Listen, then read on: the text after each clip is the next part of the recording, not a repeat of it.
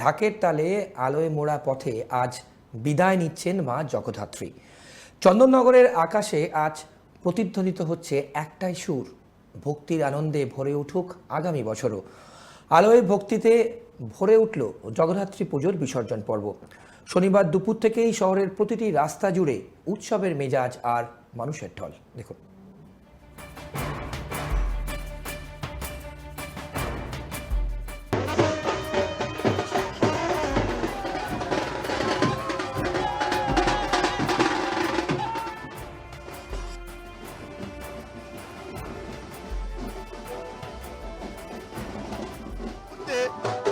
এই মুহূর্তে দাঁড়িয়ে আছি চন্দননগরের শোভাযাত্রায়। আলোর শহর চন্দননগর, তার কারণ এখানে আলো শুধু ভারতবর্ষ নয়, ভারতবর্ষের বাইরে আমরা ইংল্যান্ডে, আমেরিকায়, আফ্রিকাতেও আমাদের চন্দননগরের আলো আমরা যেতে দেখেছি। সেই আলোর শহরের শোভাযাত্রা কিন্তু মেতেছে 8 থেকে 80। আপামর বাঙালি কিন্তু আজকে এই আলোর শহর চন্দননগরের রাজপথে কিন্তু আজকে পা মিলিয়েছে। রাত যত বাড়ছে ভিড় তত বাড়ছে। সর্বোপরি 180টি যে পুজো, সেই পুজোর মধ্যে কিন্তু 70টি বারোয়ারিকে শুধুমাত্র শোভাযাত্রায় অংশগ্রহণ করতে দেওয়া হয়েছে। এই 70টি বারোয়ারি 245টি লরি সহযোগে তাদের আলোকসজ্জা নিয়ে আজকের এই শোভাযাত্রা কিন্তু অংশগ্রহণ করবে। সর্বাধিক 3+1 মানে 3টি থাকবে আপনার আলোক আর একটি থাকবে হচ্ছে প্রতিমা।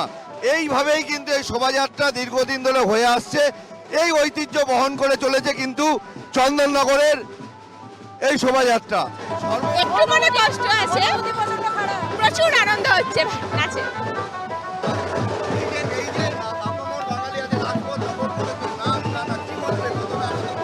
প্রচুর আনন্দ হচ্ছে।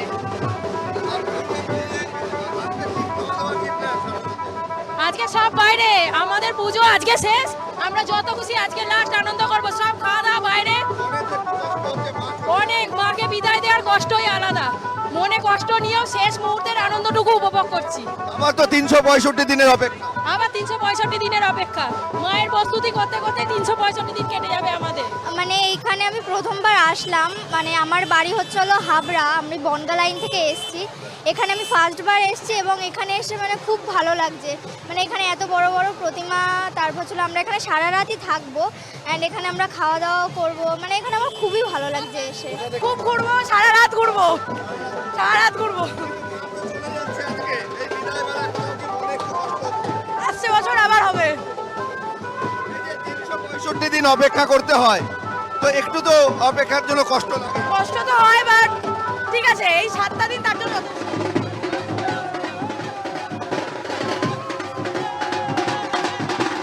আমরা দেখলাম চন্দননগরবাসীর উন্মাদনা, তাদের প্রতিমা, তাদের নৃত্য, তার সাথে সাথে কিন্তু তারা প্রতিমা নিয়ে শোভাযাত্রা অংশগ্রহণ করেছে। এইবার কিন্তু একটু দেখে নেব ভিন্ন জায়গা থেকে যারা এসেছে, একটু দর্শনার্থীদের কেমন লাগছে, কি বলছেন তারা, তারা কোথা থেকে এসছেন, আজকের রাত্রে কি প্ল্যান, সরাসরি শুনবো।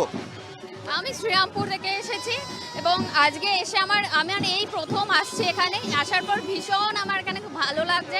সারা রাত থাকবো এখানে, খাওয়া দাওয়া করবো, মজা হবে, বেশ ভালো লাগছে। এর আগে কোনোদিন আসা হয়েছিল? না না, এই প্রথম আসছি। কি শুনেছিলে এর আগে, ঠাকুর কেমন হয়, প্যান্ডেল কেমন হয়? মারাত্মক। মানে শ্রীরামপুরে তো দুর্গা ঠাকুরের জন্য ফেমাস, কিন্তু চন্দননগরে মানে এসে দেখার পর ভীষণ ভালো লাগছে। এখানকার আলোকসজ্জা কেমন লাগে? দারুণ দারুণ, সব ফেমাস। আলোর শহরের জন্যই বিখ্যাত। প্রতিমা, এই যে সুউচ্চ প্রতিমা, এটা কেমন লাগছে? ভীষণ ভালো, ভীষণ দারুণ সুন্দর। এই যে ডাকের সাজ, অনবদ্য ডাকের সাজ, যার জন্য চন্দননগর বিখ্যাত, সেই বিষয়ে কি বলবেন? যার জন্য বিখ্যাত সেটা তো হবেই, খুব ভালো। এই প্রথম বছর এসে, মানে আজকের দিনে কোনোদিনও আসা হয় না, এমনিতে আসি অষ্টমী থেকে, অষ্টমী নবমী এরকম সপ্তমীতে, কিন্তু দশমীর দিনে প্রথম আসি, এসে খুবই ভীষণ মজা হচ্ছে। আর শোভাযাত্রা এই প্রথম তো? এই প্রথম আসছি, এত ভিড় আর এত লোক, মানে এই প্রথম দেখছি। শুনলাম ভিন্ন জায়গা থেকে যারা এসেছে তাদের কিছু বক্তব্য। তারা কিন্তু স্বাদ নিতে সারা রাত এখানে থাকবেন, খাওয়া দাওয়া কিন্তু রাস্তাতেই, প্রত্যেকে কিন্তু আসন ছাড়তে নারাজ। হুগলি থেকে ক্যামেরায় সূর্যর সাথে অমল চক্রবর্তী, কেটিভি বাংলা।